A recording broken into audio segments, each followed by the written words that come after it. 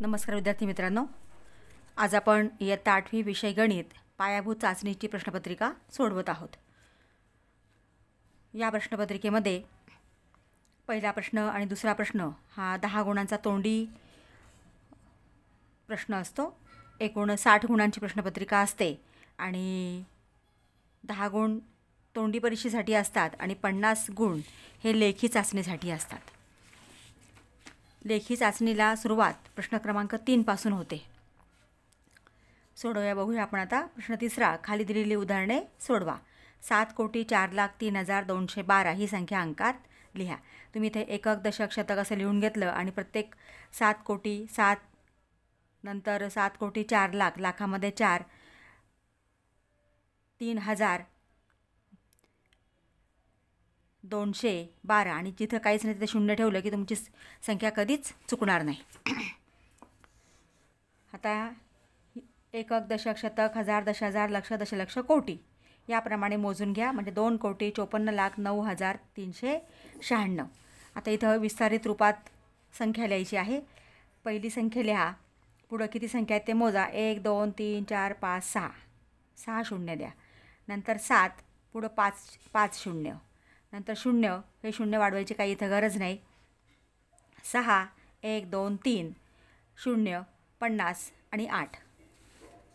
प्रश्न ड आहे, बेरीज करा। बेरीज करताना मात्र फक्त पूर्ण कॉन्सन्ट्रेशनने करा, कारण बऱ्याच वेळा विद्यार्थ्यांना बेरीज येते आणि म्हणून मग ते छोटीशी चूक त्याच्यामध्ये करतात। ई आहे, वजाबाकी करा। 8,037 वजा 3,729 उत्तर आलेलं आहे 4,308। 6,704 गुणिले 819 इथं गुणाकार केला आहे, त्याचं उत्तर आलेलं आहे 54,90,576। भागाकार करा। 8,064 भागिले 16, इथं 80ला आधी भाग दिला आहे, 16 पंचे 80, 80मधनं 80 गेले शून्य, वरून 6 घेतला, भाग जात नाही म्हणून 0, नंतर मग 4 घेतला, 64 झाले, 16 चोक 64 म्हणजे उत्तर आलेलं आहे 504। पुढचा प्रश्न आहे, सरळ रूप द्या। 1.2/3 आणि 2.4/5 यांची बेरीज करायची आहे। आता इथं हे पूर्णांकयुक्त अपूर्णांक आहे, याचं शुद्ध पूर्णांक करून घ्या, म्हणजे 1 गुणिले 3 अधिक 2 2 गुणिले 5 अधिक 4 छेदस्थानी मात्र आहे तशीच संख्या असते। मग 3 1 3 2 5 5/3 5 गुणिले 10 आणि 4 14/5। आता इथे छेद समान नाही आहेत म्हणून तिरकस गुणाकार केला। 5 गुणिले 5 आणि 3 गुणिले 14 भागिले छेदस्थानी दोन्ही छेदांचा गुणाकार असतो 3 गुणिले 5 म्हणून 5 5 25, 14 त्रिक 42 यांची बेरीज येते 67 आणि छेद 15 आहे तसाच। ह्याला भाग दिला आपण, 15 चोक 60, 67मधनं 60 गेले 7 उरले, छेद 15 आहे तसाच, म्हणजे 4.60/15 उत्तर आलेलं आहे। प्रश्न चौथा, खाली दिलेली उदाहरणे सोडवा। शिक्षकांनी 8वीच्या विद्यार्थ्यांना वर्गाची एक भिंत रंगवण्यास सांगितली। वर्गातील मुलांनी त्या भिंतीचा 1/3 भाग रंगवला आणि मुलींनी 3/5 भाग रंगवला, म्हणजे या दोघांची आपल्याला बेरीज करावी लागेल। तर भिंतीचा एकूण किती भाग रंगवायचा राहिला हे काढण्यासाठी खालील कृती पूर्ण करा।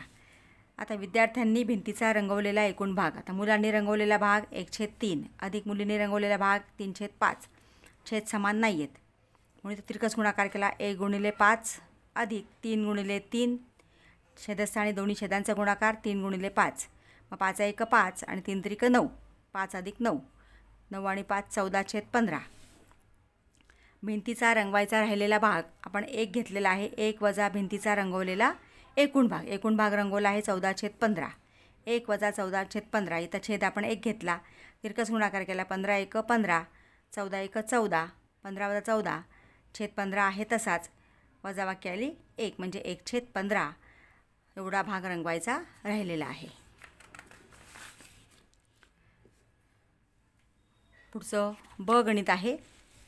इयत्ता 8वीच्या 80 विद्यार्थ्यांची कल चाचणी घेतली असता 2/5 विद्यार्थ्यांचा कल विज्ञान शाखेकडे आहे असे आढळले व उर्वरित विद्यार्थ्यांचा कल विज्ञानेतर म्हणजे विज्ञान सोडून शाखांकडे आहे असे आढळले, तर विज्ञानेतर शाखांकडे कल असणाऱ्या विद्यार्थ्यांची संख्या किती? आता एकूण विद्यार्थी आहेत 80, विज्ञान शाखेकडे कल असणाऱ्या विद्यार्थ्यांची संख्या किती आहे? 2/5 म्हणजे या एकूण विद्यार्थ्याच्या 2/5 म्हणून 80 × 2/5 5ने भाग दिला आपण इथं 16×85 16×2 32 म्हणजे विज्ञान शाखेकडे 32 विद्यार्थ्यांचा कल आहे. मग विज्ञानेतर शाखांकडे कल असणाऱ्या विद्यार्थ्यांची संख्या एकूण विद्यार्थी आहेत 80, विज्ञान शाखेकडे आहे 32 म्हणून त्यांची वजाबाकी केली आपण 80 + 32 48 विद्यार्थ्यांचा कल हा विज्ञानेतर शाखेकडे आहे. प्रश्न 5वा, खाली दिलेली उदाहरणे सोडवा. बैजिक राशींची बेरीज. आता बैजिक राशींची बेरीज करताना पहिली राशी आधी लिहून घ्या आहे तशीच म्हणून -2p² + 10p - 14 आणि सजातीय पदं एकाखाली एक लिहायचे. सजातीय पदं म्हणजे काय की ज्यांचे चल आणि घातांक समान आहेत.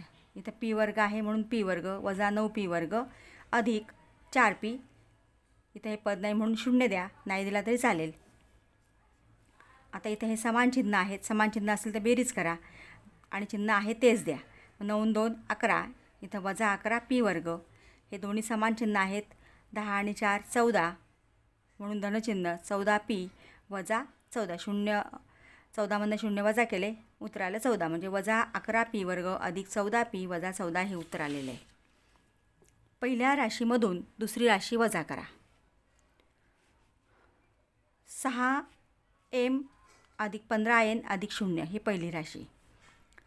दुसरी राशी आहे 18l. आता इथे m आणि n नाहीच आहे म्हणजे शेवटचं पद आपण घेऊया 18l कारण सजातीय पदच एकाखाली एक लिहायचे आहेत. 12n म्हणजे n खाली येणार -12n अधिक म्हणजे धन 25m. आता वजाबाकी करताना जी बैजिक राशी वजा करतोय त्याच्या सगळ्या पदांची चिन्ह बदलायची. हा धन आहे तो ऋण होणार, ऋण धन धन ऋण. आता हे वरचे चिन्ह कॅन्सल झाले, हे खालच्या चिन्हांचा विचार करायचा आहे. मग इथं हा धन आहे हा ऋण आहे म्हणजे भिन्न चिन्ह आहेत.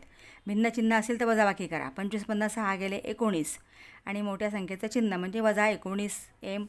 आता इथं दोन्ही समान आले म्हणून 15 आणि 12 27n. इथं 0 आणि हा -18 इथे हे -18 येणार -18l. क गणित बैजिक राशींचा गुणाकार करा. आधी संख्यांचा गुणाकार करा.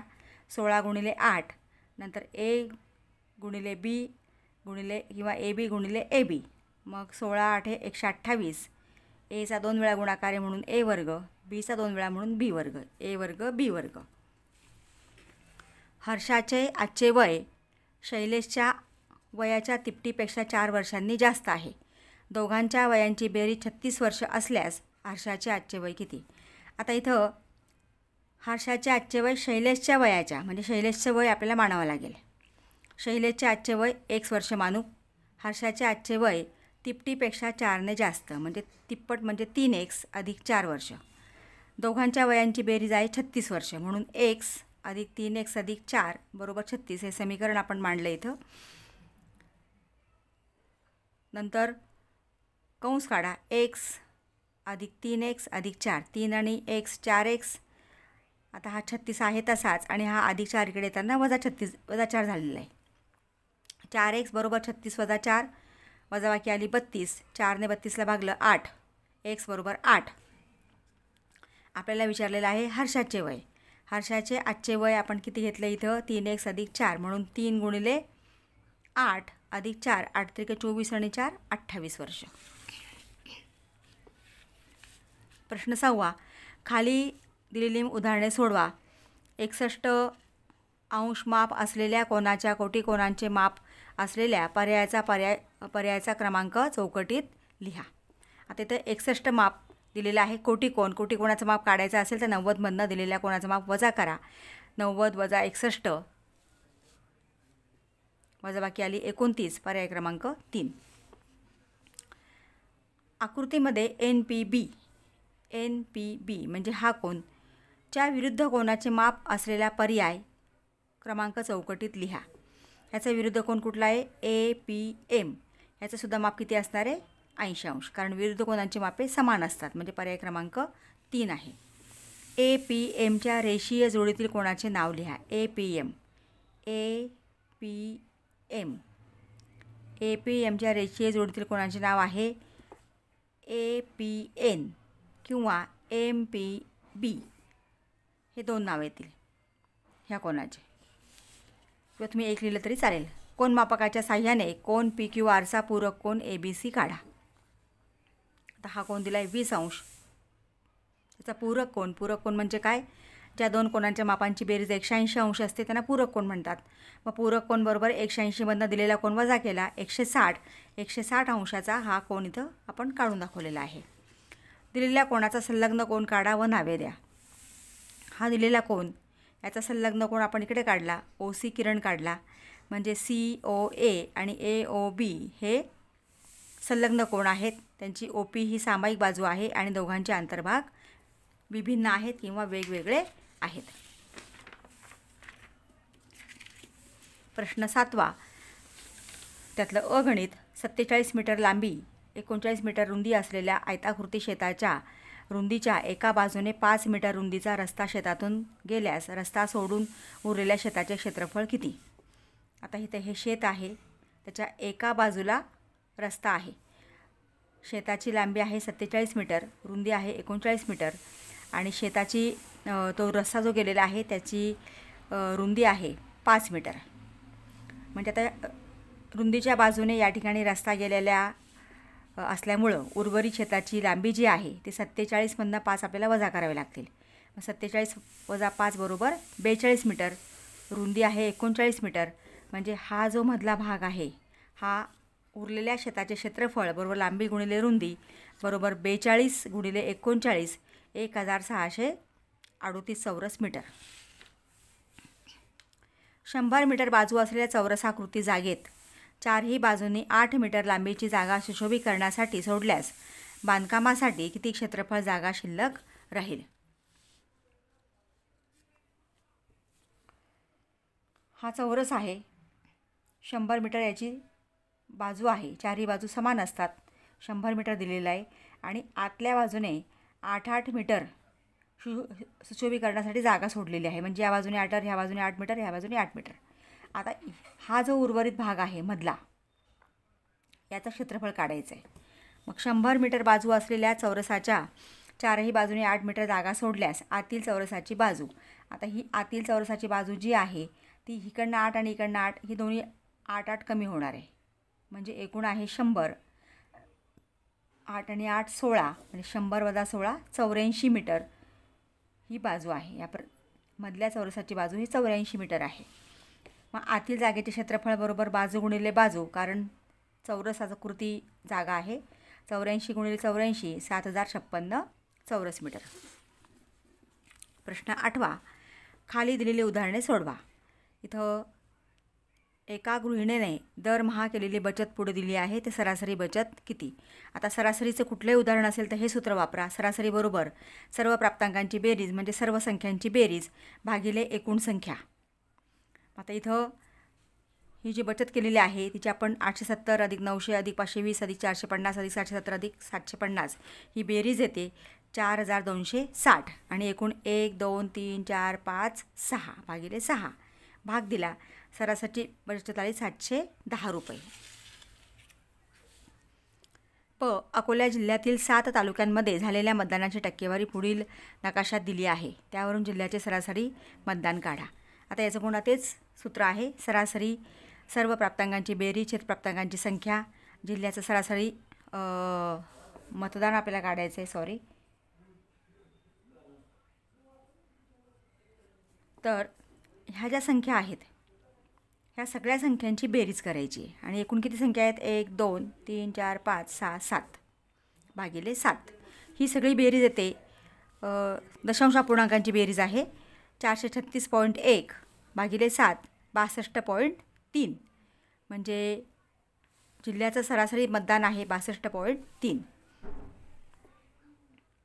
एका वर्गातील काही मुलांचे वजन किलोग्रॅममध्ये दिले आहे, त्यावरून वारंवारता सारणी पूर्ण करा.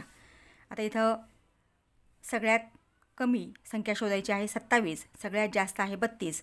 27 पासून 32 पर्यंत आपण अंक लिहून घेतलेले आहेत आणि इथं 28 म्हणजे त्या 28 मध्ये खूण अशा खुणा करत गेलं तर याप्रमाणे ही वारंवारता सारणी तयार केलेली आहे. म्हणजे 27 4 28 27 1 28 4 29 7 3 4 1 आणि एकूण किती आहेत 20. म्हणजे इथं एकूण वारंवारता n 20 आहे. 9व्या प्रश्नातलं उदाहरण हे वर्तुळावर आहे. खाली दिलेली उदाहरणे सोडवा.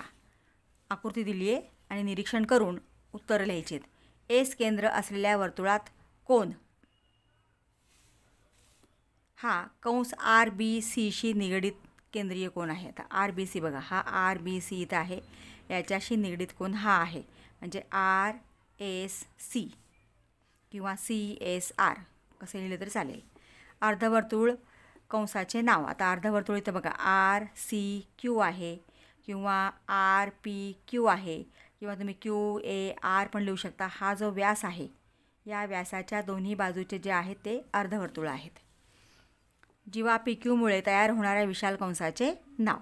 आता PQ विशाल कंस काय येणार आहे, PBQ किंवा PCQ लिहिलं तर चालेल. PRQ हा विशाल कंस आहे. मधलं अक्षर तुम्ही RBC पैकी कोणतंही लिहू शकता, फक्त शेवटचे दोन मात्र P आणि Q चाला पाहिजे. विशाल कंस RACचे माप. आता विशाल कंस बघा RAC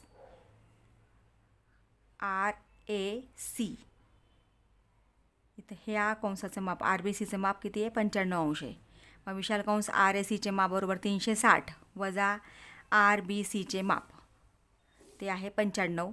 360 वजा 95 265. प्रश्न 10वा. खाली दिलेली उदाहरणे सोडवा. पुढील अचूक विधानासमोर बरोबर अशी व चुकीच्या विधानासमोर खुली अशी खूण करा. घनाचे प्रत्येक पृष्ठ चौरसाकार असते. बरोबर. घनाची प्रत्येक कडा तिला जोडणाऱ्या सर्व कडांना लंब असते. बरोबर.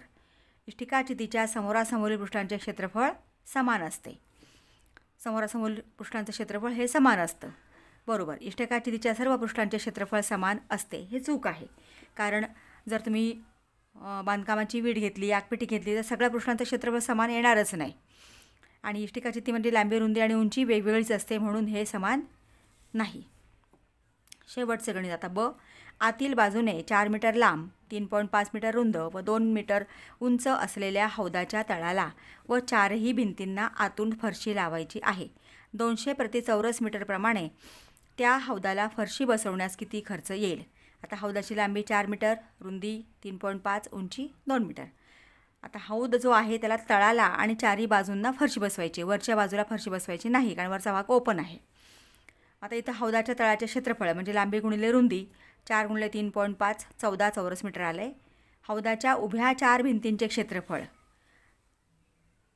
समोरासमोरच्या भिंती सारख्या आहेत म्हणून 2 आपण इथे घेतला आहे. L गुणिले H अधिक B गुणिले H. 4 गुणिले 2 अधिक 3.5 गुणिले 2. 4 दुणे 8, 3.5 गुणिले 2 7, 8 आणि 7 15, 15 दुणे 30. फरशी बसवण्याचा एकूण पृष्ठभाग हा तळाचा आणि उभ्या भिंतींचा म्हणजे 14 अधिक 30 अधिक बरोबर 44. हौदाला फरशी बसवण्याचा दर 200 प्रति चौरस मीटर आहे. हे आपल्याला उदाहरणात दिलेलं आहे. मग फरशी बसवण्याचा खर्च एकूण क्षेत्रफळ आहे 44 चौरस मीटर गुणिले 200 म्हणजे खर्च एकूण येणार आहे 8,800 रुपये. अशा पद्धतीने विद्यार्थी मित्रांनो ही प्रश्नपत्रिका आपण सोडवलेली आहे. तुम्ही अजूनही चॅनलला नवीन असाल तर प्लीज चॅनलला सबस्क्राईब करा. पुढच्या व्हिडिओसाठी तुम्हाला बेल आयकॉन प्रेस करावा लागेल. बेल आयकॉन प्रेस करा. व्हिडिओ आवडला असेल तर लाईक करा आणि आपल्या मित्रांना शेअर करा. परीक्षेसाठी ऑल दी बेस्ट. थँक्यू.